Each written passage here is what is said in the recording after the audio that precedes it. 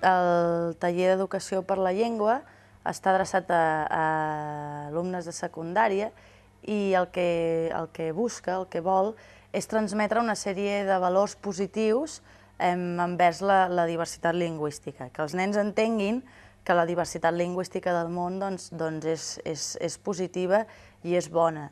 Perquè sigui entretingut, se'ls expliquen diverses curiositats sobre algunes llengües del món, que siguin una mica divertides, perquè entenguin el valor que tenen les llengües i perquè els agafin un cert efecte.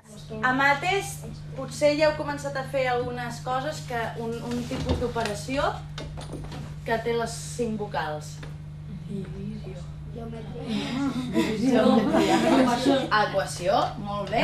El nostre discurs no és un adhesiu que enganxem, no és un adhesiu que posi parla català, sinó que intentem adaptar-nos a la manera de ser dels nens d'aquella aula. El que es tracta és que dins la consciència lingüística que cada grup tingui, el nostre taller ajudi a que avancin alguns esglaons. Ja està bé, no? La 3.500? No, la 4.000. Sí, por ahí. La 4.000. Ja estaríem aquí, ja...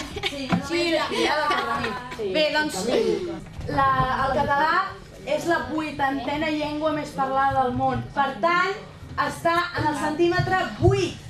Veus? El que anava a dir jo. Centímetre 8.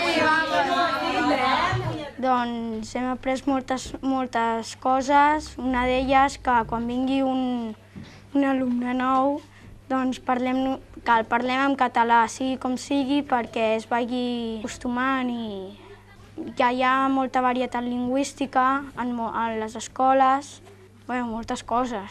Sobretot els catalanoparlants entenen que sí, que fins ara potser s'havien estat comportant d'una manera, sempre canviant el castellà quan algú els hi parlava, sense adonar-se de tot el que comportava això. Els convenç molt l'argument que el fet de parlar en català als nouvinguts no és discriminar-los, no és de mala educació, sinó que és tot el contrari, és integrar-los, és donar una cosa teva, oferir-la als altres i fer-los sentir que ells ara també compartim casa tots, que tots ara vivim junts i que és una manera d'obrir-los la porta a casa teva.